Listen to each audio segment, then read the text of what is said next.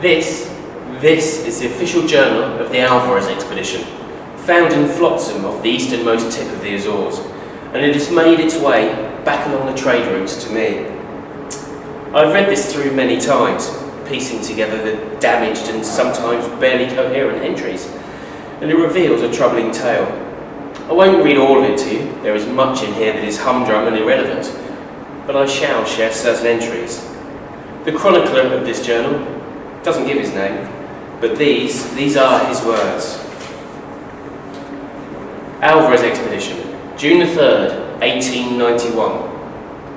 We're 3 days out of Portsmouth, and the crew are an excitable, if somewhat mixed affair. As we are carrying no cargo on our outbound leg, their duties are light, leaving them much free time, which they fill with drinking, cards, and behaviour that is generally lively. There are 16 of us on board: our sponsor, Lord Alvarez, myself, 4 expedition members, then Captain Matcham and his crew. As the expedition was organised at short notice, the captain was entrusted to round up a few sailors still available in Portsmouth. What with the events occurring in the Gulf of Mexico, men are scarce, but the captain found enough to crew this tramp steamer, or so he tells us. We are crewed by a mere 10, when it should be closer to 30. This ship, the SS Arkham, deserves the name tramp. No self-respecting port would give such a rusting hulk a permanent home. She is 120 foot long, 20 wide, and sits so low in the water that passing through the wash of another ship is enough to upset the saltiest of stomachs. 17th of June, 17 days sailing. Our heading has taken us past the Azores, and the weather, so far, has been unfavourable. Waves often break over the deck, threatening to flood the cabins, and the pumps in the hold are running continuously. Thank God we have no cargo on board. If our expedition is successful, I'm unsure how we will bring our trophies back without risk of sinking. 21st of June. That fickle mistress Calamity has struck our expedition. During the night, whilst trying to ride out another of the storms that have beset our voyage, we hit rocks and have grounded. Andy, our poor cabin boy, is missing, thrown overboard whilst traversing the outside deck. He is nowhere to be found, and we cannot see him on the rocks we now find ourselves trapped on. Those rocks hold us fast, despite the constant attentions of the storm-driven waves, and our boilers are flooded, so we can do nothing but wait until the winds ease. Then, hopefully, we'll be able to effect repairs. Through the flashes of lightning, we get glimpses of our captor, and have determined it is large enough to be classified an island, maybe as much as half a mile across, although it appears devoid of any features other than undulating humps. According to Captain Matcham, this island is not recorded on any of his charts, though I have seen said charts, and they are somewhat antiquated, dating back to 1872. 23rd of June. The storm finally exhausted itself during the night, and after 2 days of being battered, we have arisen to clear skies and a sun akin to a furnace. The deck plates groan as they heat up, and even the ropes are too hot to grasp. Captain Matcham sent repair parties to the flooded engine room, where they found 2 of the stokers who had been trapped in there, Ramirez of Cadiz and Cutter of Hull. It was far too late for them, and after extricating their bodies, we committed them to the Lord's care from the stern of the ship, the only parts still over clear water. Though they were strangers to me, I have given their names in the hope their families take some comfort from knowing their fate. They battled valiantly in that dark, half-submerged pit to save this ship, to save us. Now, we are doing as much as we can to pump out the floodwater and repair the damage.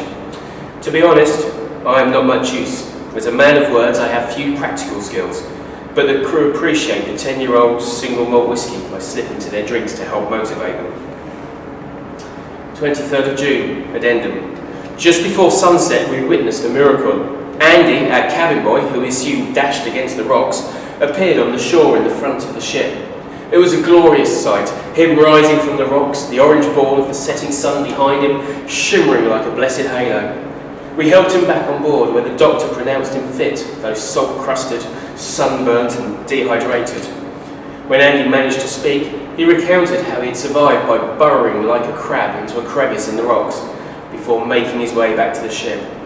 It brought much joy to see him alive, especially in our current predicament, and it gives us hope that we too may survive. 25th of June. We have spent 2 days repairing the ship, and Captain Matcham assures us she is seaworthy once more, if she ever truly was. But there is no way we can free ourselves without a tide to lift us. Alvarez, our reticent leader who has kept his own company throughout most of the voyage, finally emerged this morning. He is an intense fellow, but after surveying our temporary domain, has decided a trial expedition is in order. To my eye, and please note this is my first expedition, it is nothing more than a stinking pile of seaweed, limpets and flies, but Alvarez insists we explore. After breakfast, 7 of us, including the captain, will be setting foot onto the island. Those that remain have started to bring the boilers to steam, so we'll be ready for any tide high enough to lift us free.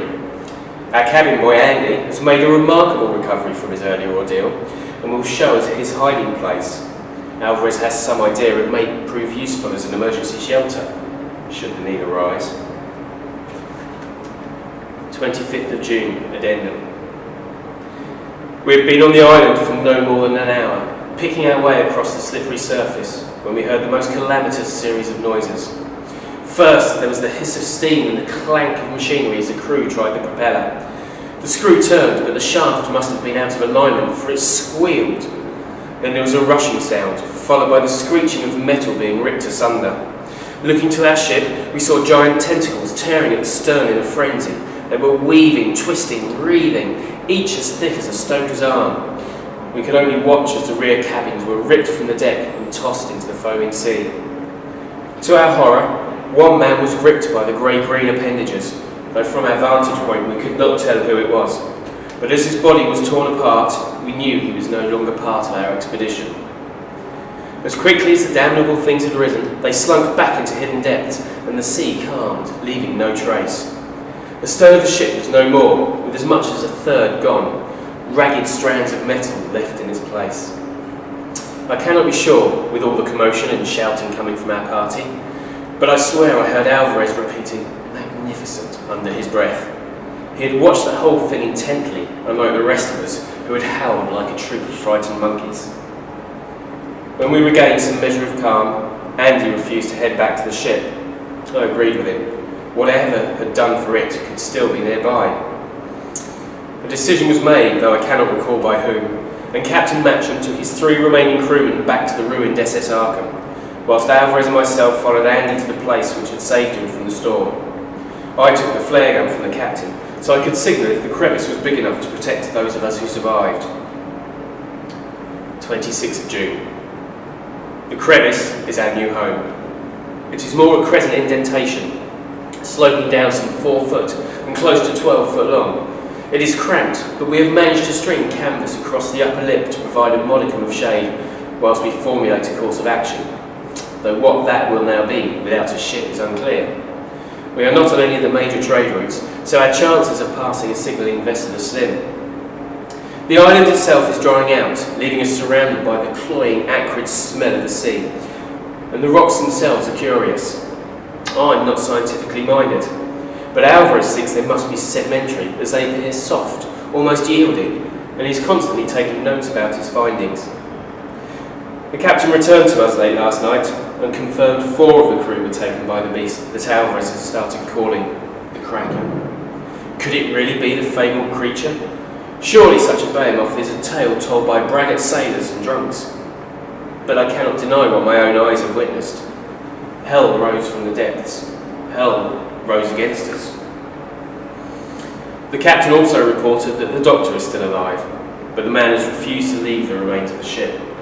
Apparently he is curled up on his cot, akin to a frightened child, and drinking his own medicinals to send himself into insensibility. I find myself missing my own whiskey, and the solace it could provide, were my cabin not at the bottom of the sea. 26th of June, Addendum. We have lost Andy, the cabin boy, again. I wish I could report he was merely misplaced, but he strayed too near the shore and was taken by one of the tentacles. We saw it slip out of the water behind him, but he did not hear or did not react to our shouts of alarm, and it took him from astern. Mercifully, his final moments were hidden from us by the wreck of the ship, but I can only imagine the terror he went through. 27th of June. We have survived a second night in this place, but at such a cost. The dawn broke to reveal 2 more crewmen were missing. Whether they strayed too close to the water or some other agency took them, I cannot say. Suffice to say, we are all scared, no matter how much Alvarez pretends otherwise. He finds the island exciting and is forever prodding and poking at the rocks in an attempt to determine their composition. He shows no indication of wanting to find a way off. Captain Matcham, the navigator, and the 2 remaining crew have been working to build a boat from the remains of the SS Arkham. Unfortunately, the lifeboats are at the now missing stern. I help where I can, even if it is only to haul materials for them. 27th of June, addendum. He lives! Andy, the cabin boy, lives. Somehow he slipped the Kraken's clutches, dropping onto the ruined SS Arkham and hiding with the doctor until he felt it was safe to rejoin us.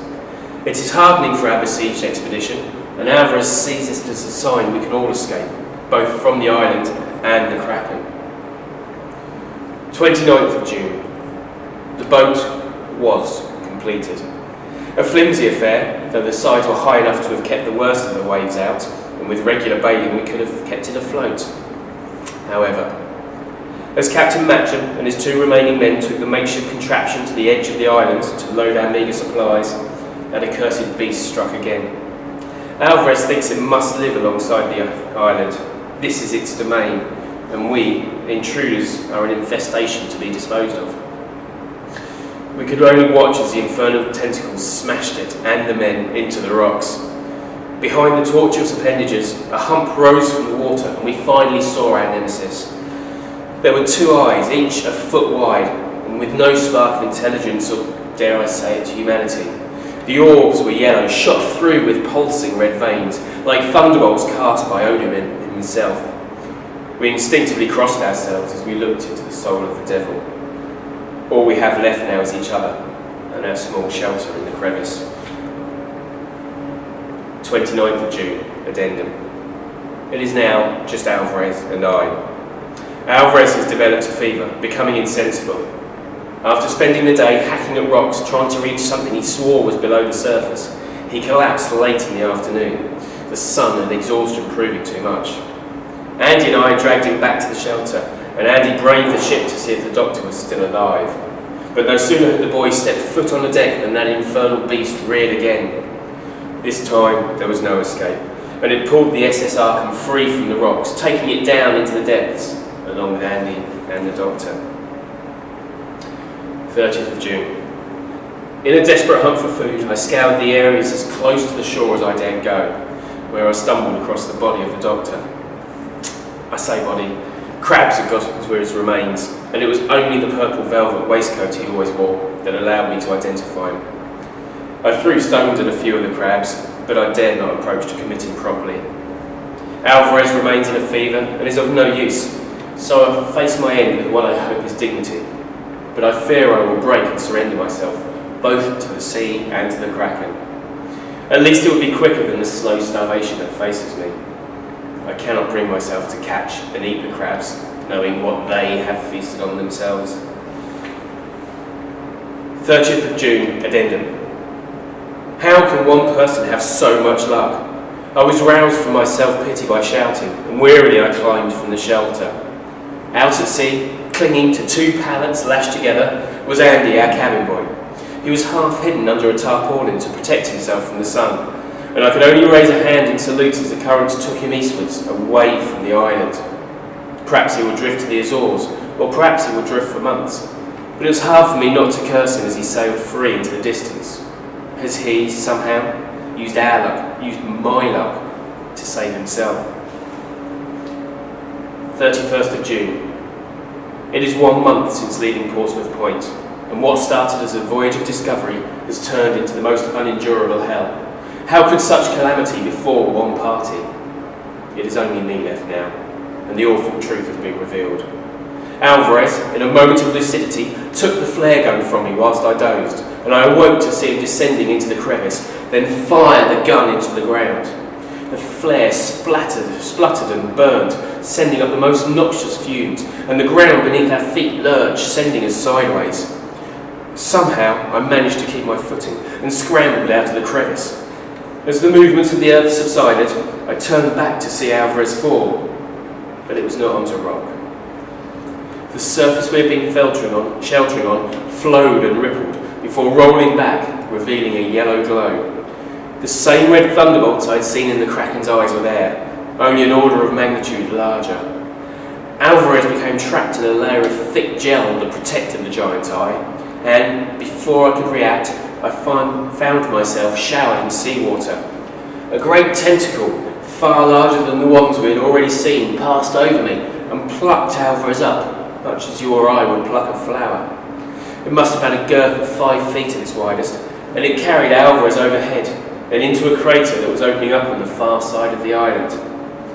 As the crater closed around the poor man, I could see hints of the ivory-like beak beneath the incrustations, a beak that formed its maw. I shall never forget the image, for Alvarez was scribbling into his notebook as he fell. This island, this beast, is moving now, and I dare not stir in case it should sense me.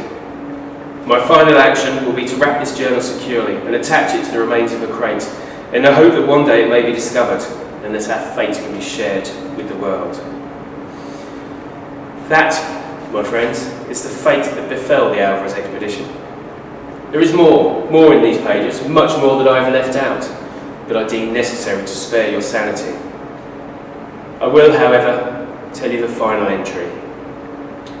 The Kraken is real, it's out there, as is the Kraken's daddy.